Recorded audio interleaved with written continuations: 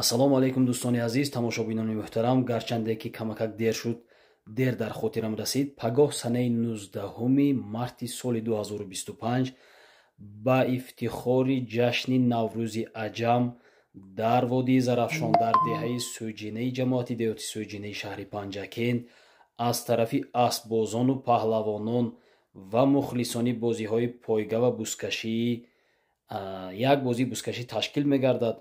воқеъ дар анамун майдоне ки дар лаби дарё аст, дар поёндасти деҳаи Сӯҷина.